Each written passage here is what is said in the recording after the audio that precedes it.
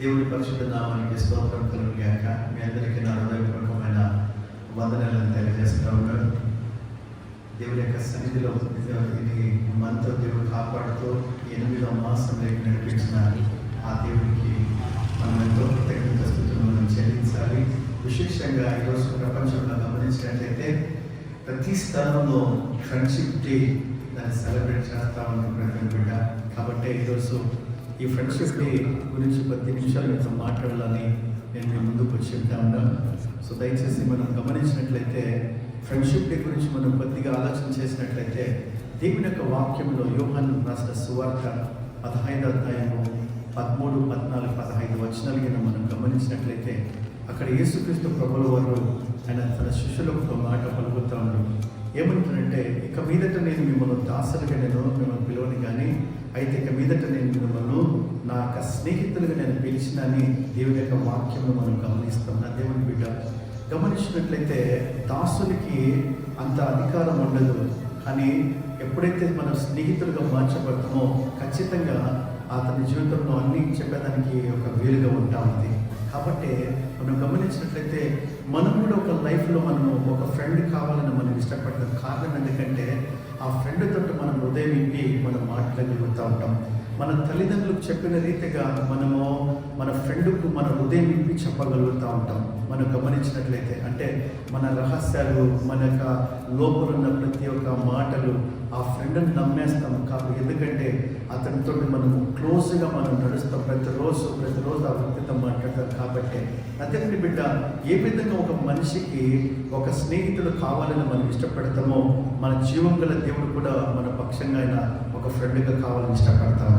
కారణం ఎందుకంటే ఆయన మనతో స్నేహం చేయాలని పరలోకాన్ని వదులుకొని భూలోకానికి వచ్చింది. కారణం ఎందుకంటే మనం ఆయన స్నేహితులుగా మార్చాలని. బైబిల్లో మనం గమనించినట్లయితే ఫ్రెండ్షిప్ మనం చాలా మంది మనం చూడగలుగుతాం. ఉదాహరణంగా ఏబుకు ఫ్రెండ్స్ ఉన్నట్టుగా మనం చూడగలుగుతాం. ఏబుకు ఒక 3 స్నేహితులు ఉన్నట్టుగా బైబిల్లో మాట్లాడుతాం. అంత మాత్రమే కాదు, ఒక బెస్ట్ ఎగ్జాంపుల్ కనుక గమనించినట్లయితే దావీదుకు యోనాతాన్ వారిద్దరు బెస్ట్ ఫ్రెండ్ ఉంటారు. ఒకవేళ మీ దగ్గర బైబిల్ ఉన్నట్లయితే నా దేవుని బిడ్డ మొదటి సమూయేలు గ్రంథము 18వ అధ్యాయం 2వ వచనం కింద మనం చదివినట్లయితే అక్కడ వాళ్ళిద్దరి గురించి మంచి ఒక ఫ్రెండ్షిప్ను మనం చూడగలుగుతాము. అంతే మనం న్యూ టెస్టిమెంట్ కింద వచ్చినట్లయితే నా దేవుని బిడ్డ లూకా సువార్త 15వ అధ్యాయం మనం చదువుకున్నట్లయితే ఆ 15వ అధ్యాయంలో ఒక తండ్రికి 2 కుమారులు. ఆ కుమారులు చిన్నవానికి స్నేహితులుండి అతడు లోకంలో కలిసిపోయినట్టుగా మనం దేవుని యొక్క వాక్యం చూస్తాము. నా దేవుని బిడ్డ, సో మనం ఇంకా గమనించుకుంటా పోయినట్లయితే వీళ్ళందరూ ఒక తాత్కాలికమైన ఒక స్నేహితులు ఉంటారు, కానీ అయితే శాశ్వతమైన స్నేహితుడు మన జీవం గల దేవుడు అంటాం. హల్లెలూయా. అందుకంటాడు దేవుని యొక్క వాక్యంలో గమనించినట్లయితే నేను మిమ్మల్ని ఇక మీదట దాసులుగా నేను పిలవను, కానీ నా స్నేహితులుగా నేను మిమ్మల్ని పిలుస్తానని దేవుని యొక్క వాక్యంలో మనం గమనిస్తూ ఉంటాం. సో దేవుని యొక్క వాక్యంలో గమనించినట్లయితే బైబిల్లో మనం చూస్తూ ఉన్నాం, అబ్రహాంను దేవుడు నా స్నేహితుడు అని చెప్పింటాం. అంత మాత్రమే కాదు, నిర్గమ కాండము 33వ అధ్యాయము 20వ వచనం కింద చదివితే అంత మాత్రమే కాదు, the book of Exodus 33 chapter verses 11లో కింద గమనించినట్లయితే మోషే దేవునితో ఒక స్నేహితుడు మాట్లాడినట్టుగా ముఖాముఖిగా మాట్లాడినట్టుగా మనం బైబిల్లో చూడగలుగుతాం. నా దేవుని బిడ్డ మనం చూసుకుంటూ వచ్చినట్లయితే ఆ విధంగా న్యూ టెస్టిమెంట్లోకి వస్తే లాజరును కూడా దేవుడు ఏమనంటే నా స్నేహితుడిని పిలిచింటాం. ఈరోజు మనం గమనిస్తాం స్నేహితులను బట్టి అది ఒక గాఢమైన సంబంధం ఉంటా ఉన్నది ప్రతి బిడ్డ మనం చూసినట్లయితే. కానీ ఒక రోజు వస్తుంది ఆ స్నేహితులు మనకు నిజంగా మన బలహీనత నిలబడతారా ఒకసారి మనం పరీక్షించుకోవాలి. అందుకని బైబిల్లో మనం గమనించినట్లయితే ఒక మాట అంటాడు, సామెతలు 10వ అధ్యాయము ఒకవేళ 10వ వచనం నేను చదివినట్లయితే ఈ వచనం నేను చదవాలని ఇష్టపడతా ఉన్నా. The book of Proverbs 17th chapter 17th word మనం చదివితే అక్కడ ఒక మంచి మాటను మనం చూడగలుగుతా ఉన్నాం. ఏమని అంటా బైబిల్లో మనం గమనిస్తే దేవుని యొక్క వాక్యంలో చూస్తాం, నిజమైన స్నేహితుడు విడువక ప్రేమించును, దుర్దశలు అటువాడు సహోదరుగా ఉంటాడంట. హల్లెలూయా. ఎంత బాగా అంటాడు, నిజమైన స్నేహితుడు, రియల్ ఫ్రెండ్, ట్రూ ఫ్రెండ్. అదేమంటే బిడ్డ ఆ వ్యక్తి ఎటువంటి దశ మనకు విడువక ప్రేమిస్తాడంట. అంటే విడువక ప్రేమిస్తాడంటే మన జీవితంలో ఎన్ని సంకటాలు వచ్చినా, ఎన్ని కష్టాలు వచ్చినా, ఎన్ని ఇరుకులు వచ్చినా ఆ వ్యక్తి మనకు తోడుగా ఉంటాడు. హల్లెలూయా. ఇప్పుడు మనం గమనించాలా, లోకంలో అటువంటి వారు ఎవరైనా వెతుకుతారా? వెతికినట్లయితే కనబడతామా? ఎవరు చూడలేం రియల్ ఫ్రెండ్. సమయం వచ్చినప్పుడు, డబ్బు ఉన్నప్పుడు మాత్రమే ఫ్రెండ్స్ మనకు చాలా మంది ఉంటారు. కానీ బైబిల్లో ఉంటా ఉంది, ఆ తప్పిపోయిన కుమారుడు దగ్గర డబ్బు ఉన్నప్పుడు ఫ్రెండ్స్ అంతా చాలా మంది ఉన్నారు. కానీ ఎప్పుడైతే తన డబ్బును కోల్పోయింటాడో తన జీవితంలో ఒక్కొక్క ఫ్రెండ్ అతను వదిలిపెట్టిపోయింటాడు. ఎందుకంటే వాళ్ళ జీవితంలో తనకు మోటివేషన్ ఏముందంటే తనకు డబ్బులు ఉన్నప్పుడు మాత్రమే ఎంజాయ్మెంట్ చేయాలని స్నేహితులైన, కానీ నా దేవుని బిడ్డ అయితే రియల్గా తనకు స్నేహితులు లేకపోయింది. కానీ బైబిల్ మాట్లాడుతూ ఉన్నది నిజమైన స్నేహితుడు విడువక ప్రేమించినట్ట. ఇప్పుడు ప్రశ్న వస్తుంది, నిజమైన స్నేహితుడు ఎవరంటే మన యేసుక్రీస్తు ప్రభుల వారు. ఆయన మనం ప్రేమించింటాడు. అందుకోసమే ఆయన పరలోకాన్ని వదులుకొట్టి, ఆయన సింహాసనాన్ని విడిచిపెట్టి, తన మహిమని విడిచిపెట్టి, తన కిరీటాన్ని విడిచిపెట్టి మనందరి కోసం ఈ భూలోకానికి వచ్చేటా ఉన్న దేవుని బిడ్డ. కాబట్టే ఆయన మనకు స్నేహితుడిగా ఉండాలని ఇష్టపడతాడు. దేవుని యొక్క వాక్యంలో మనం గమనించుకున్నట్లయితే నా దేవుని బిడ్డ, మన దేవుడు ఆయన మనకు స్నేహితుడు ఉన్నట్ట. ఫ్రెండ్ అనే ఒక మాటను మనం గమనించినట్లయితే ఒక 6 లెటర్స్ ఉంటా ఉన్నాయి, 6 లెటర్స్ ఉంటా ఉన్నాయి. ఆ 6 లెటర్స్ ఈ విధంగా ఉంటా ఉంది. మనం గమనించినట్లయితే ఫ్రెండ్ ఒక మీనింగ్ మనం చూసినట్లయితే, డిరైవ్ చేసినట్లయితే FRIEND అనే ఒక మాట ఉంటా ఉంది. అంటే ఫ్రెండ్ తెలుగులో మనం స్నేహితుడు అంటాడు, కన్నడలో ఒకవేళ స్నేహితును అనే ఒక మాటను మనం గమనిస్తాం. కానీ మనం ఒరిజినల్గా గమనించినట్లయితే ఫ్రెండ్, ఈ ఫ్రెండ్ను 6 లెటర్స్ మనము ఒకవేళ డిరైవ్గా మనం చేసినట్లయితే F stand feel God's love అంట. అంటే ఫీల్ గాడ్స్ లవ్ అంటే దేవుని యొక్క ప్రేమను మనము అనుభవించాలనే బైబిల్ మాట్లాడతాము. అందుకనే 1 యోహాను పత్రిక 4:19 మీద మనం చదివినట్లయితే దేవుని యొక్క వాక్యం అంటే దేవుడు ప్రేమ స్వరూపమైనడు, ఆయన మొదట మనల్ని ప్రేమించినంట. హల్లెలూయా. సో దేవుడు మనల్ని ప్రేమించింది కాబట్టి ఆయన పరలోకాన్ని వదులుకొని భూలోకానికి వచ్చి ఉంటాడని బైబిల్ మాట్లాడుతూ ఉన్నది. ఫీల్ గాడ్స్ లవ్ అంటే ఆ ఫియర్, ఆ లవ్లో భయం ఉండదంట. హల్లెలూయా. ఆ భయము ఆ ఒక వ్యక్తి ఎవరైతే ప్రేమిస్తాడో ఆ వ్యక్తిలో భయం ఏమాత్రం ఉండదు. అందుకనే మన దేవుడు ఆయన మన కోసము ప్రాణం పెట్టింటాడు. రెండోది గమనించినట్లయితే ఆర్ అనే ఒక మాటను గమనిస్తాం. ఆర్ అంటే రూట్ ఆఫ్ జాయ్ అంట. అంటే ప్రేమలో లోతుగా మనం ఏరుపారాలంట. హల్లెలూయా. అంటే ప్రేమ లోతుగా ఏర్పాలంటే నేను లోకమైన ప్రేమ గురించి నేను మాట్లాడటంలే, కానీ దైవికమైన ప్రేమ గురించి మాట్లాడతాను. ఈరోజు మనం గమనించినట్లయితే నా దేవుని బిడ్డ గాడ్ ఈస్ లవ్ అన్నాడు, కానీ లవ్ ఇస్ గాడ్ అని ఈరోజు లోకమంతా పలుకుతాం. Love is not God, God is love. అంటే దేవుడు ప్రేమ ఏంటాడో ప్రేమ దేవుడు కాలేడు. ఈరోజు అందరు రివర్స్ అయిపోయాడు. లోకమైన ప్రేమను బట్టి అది లోకమైన ప్రేమ, అది ప్రేమ కాదు, అది వ్యామోహం అంటారు. అది లోకమైన కార్లు బట్టి. సో కాబట్టి నా దేవుని బిడ్డ, దేవుని ప్రేమకు లోకమైన ప్రేమకు చాలా వ్యత్యాసం అంటది. లోకమైన ప్రేమ ఈ అంటది, కానీ నా దేవుని యొక్క ప్రేమ ఆయన ఇచ్చేసిట. హల్లెలూయా. బికాస్ అండ్ మనం గమనించినట్టయితే బికాస్ లోకమైన ప్రేమలో ఇఫ్ తర్వాత బికాస్ అనే ఒక మాటను మనం గమనిస్తాం. బికాస్ అంటే ఒకవేళ మనం బికాస్ మనం గమనించినట్టయితే ఏదైనా వస్తువు, ఒక మొబైల్ నేను తీసి నా సహోదరునికి నేను ఇస్తే అతడు ఏమంటే నువ్వు ఈ ఒక వస్తువు ఇచ్చినావు కాబట్టి because of this I love you అంటాడు. అవును కదా. లోకమైన ప్రేమ ఏదైనా ఇస్తే మాత్రమే అది మనల్ని ప్రేమిస్తారు, కానీ ఒకవేళ ఇవ్వకపోతే వాళ్ళ ఒరిజినాలిటీ బయటపడుతుంది. కానీ దేవుని యొక్క వాక్యం అంటది దేవుడు తన ప్రాణం మన కోసం ఇచ్చిందంట. హల్లెలూయా. యేసుక్రీస్తు ప్రేమలో బికాస్ ఉండదు, ఇఫ్ అని ఉండదు, కానీ యేసుక్రీస్తు ప్రేమలో అగాపే ప్రేమ ఉంటుంది. అది దైవికమైన ప్రేమ. ఆ ప్రేమను అర్థం మనం చేసుకోలేము. కాబట్టి నా దేవుని బిడ్డ ఒక్కసారి మనం అర్థం చేసుకోవాలి. రూట్ ఆఫ్ లవ్, ఈ లవ్ను మనం అర్థం చేసుకోవాలంటే, ఈ ప్రేమను అర్థం చేసుకోవాలంటే పౌలు భక్తుడు 1 కొరింథీ రాసిన పత్రిక 13వ అధ్యాయం అంతా మనం చదువుకున్నట్లయితే అక్కడ చాలా మంచిగా వివరిస్తాడు. ప్రేమ డంబంగా ప్రవర్తించదంట, ప్రేమ అగౌరవంగా ఉండదంట, అమర్యాదగా ఉండదంట, ప్రేమ అది కోపం పడదంట, ప్రేమ అన్నిటినూ సహిస్తుందని బైబిల్ మాట్లాడుతూ ఉన్నది. అందుకేనంటాడు రూట్ ఆఫ్ జాయ్. ఆ యొక్క ప్రేమలో మనము లోతుగా పారాల. తర్వాత వచ్చేది ఐ యొక్క లెటర్ వస్తుంది.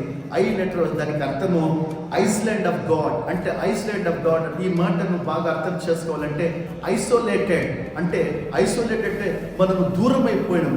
ఒకవేళ మనం దూరం అయినాం, నా దేవుని బిడ్డ, ఒక్క రోజు నువ్వు నేను లోకాన్ని ప్రేమించినము, దేవుని సన్నిధికి దూరమైన, కానీ ఆ దూరమైన వ్యక్తిని వెతికి రక్షించడానికి యేసు లోకానికి వచ్చాడు. హల్లెలూయా.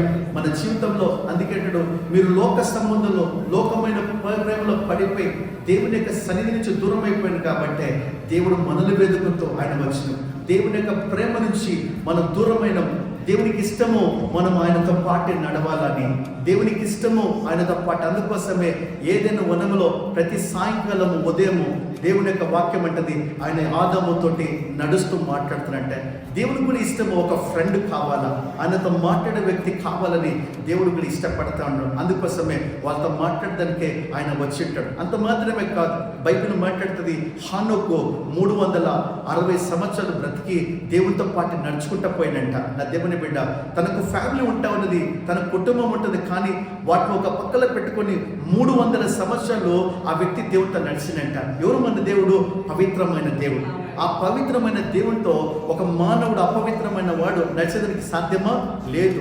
ఆయనతో నడవాలంటే యేసు రక్తంతో కడగబడినప్పుడు మాత్రమే ఆయనతో నడిచేదానికి సాధ్యమైంది. నమ్మిన వాడు ఒకసారి ఆమె చెప్పగలుగుతారా? ఆమె దేవుని బిడ్డ. అందుకే అంటాడు, నాహోబు దేవుని యొక్క వాక్యం చేస్తాం, హానోకు దేవునితో నడుస్తూ ఆయన పోయిడు. ఆయన నడవగలిగితే మనం ఈరోజు నడవలేమా? మనం నడుచుకోవాలంటే అర్థం ఏంటిది?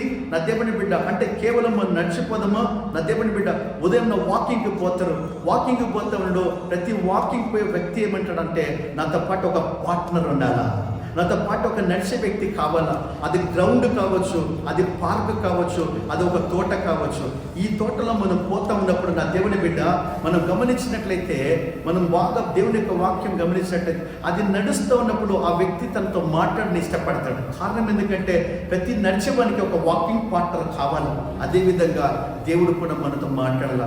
ఇప్పుడు మనం దేవునితో స్నేహం చేయాలంటే 3 రకాలు ఉంటా ఉంది. మొదటిగా అది ప్రార్థన అనేది దేవునితో స్నేహం చేసినట్టుగా. రెండవది దేవుని యొక్క వాక్యం మనం చదువుకోవాలి.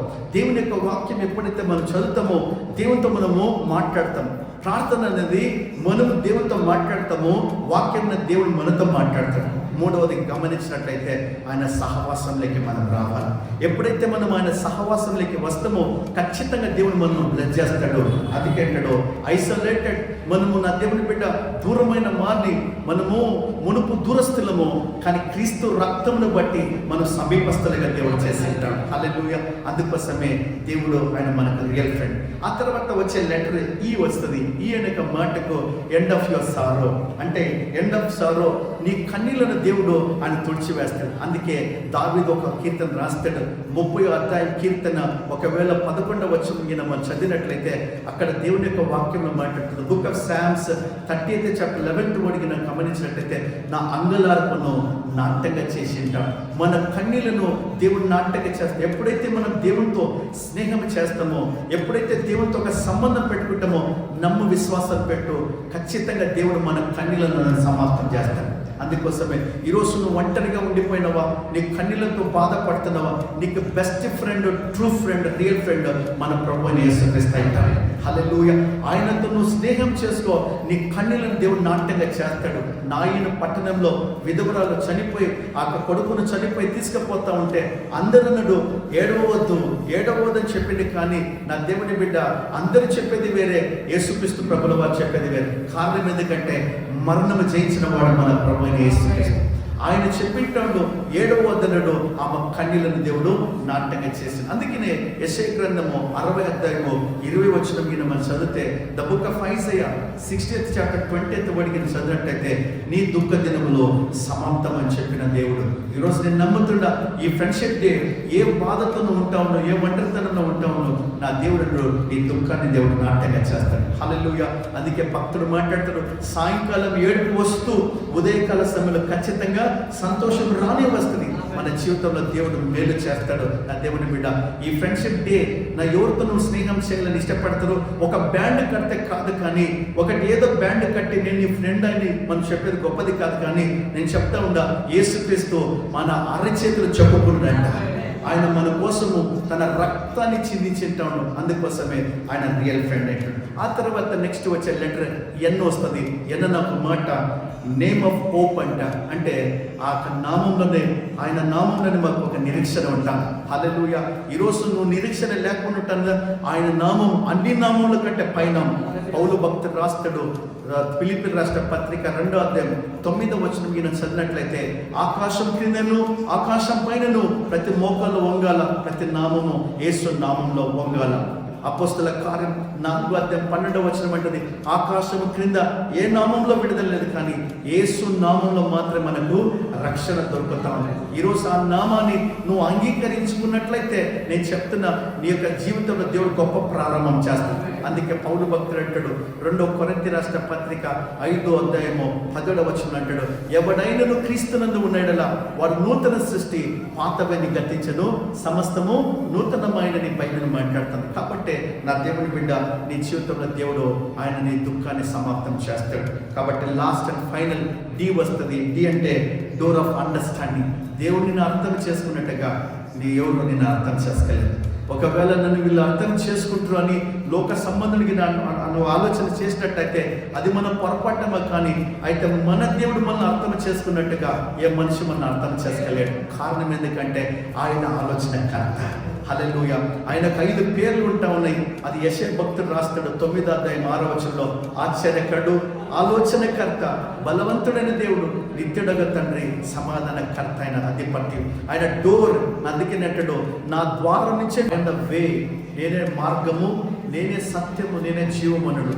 ఒకవేళ మన యోహాను సువార్త 10వ అధ్యాయం 4వ వచనం కింద చూసినట్లయితే, నా ద్వారము తప్ప ఎవరు నాలోనికి ప్రవేశించలేడని బైబిల్ అంటది. అంటే మనం ఒకవేళ పరలోకం పోయినా, ఒకవేళ మన జీవితంలో మనము మన మంచి కార్యం జరగాలన్నా దేవుని యొక్క మార్గంలో మనం పోవాలి. కారణం ఎందుకంటే ఆయన మన జీవితంలో అర్థం చేసుకోగల దేవుడు. కాబట్టి ఈ ఫ్రెండ్షిప్ డే దిన ముందు మీకు ఒక మాట నేను చెప్పాలని ఇష్టపడతా ఉన్నా. దేవుడు మిమ్మల్ని దీవించుగాక. ఈ 6 లెటర్స్ దేవుడు మిమ్మల్ని ఆశీర్వదించుగాక. నేను మీ అందరికీ హ్యాపీ ఫ్రెండ్షిప్ డే అని చెప్పాలని ఇష్టపడుతున్నాను. God bless you all. దేవుడు మిమ్మల్ని దీవించుగాక. Our true friend, our real friend, our good friend is Lord Jesus Christ. May the Lord bless you my dear. Happy friendship day. God bless you.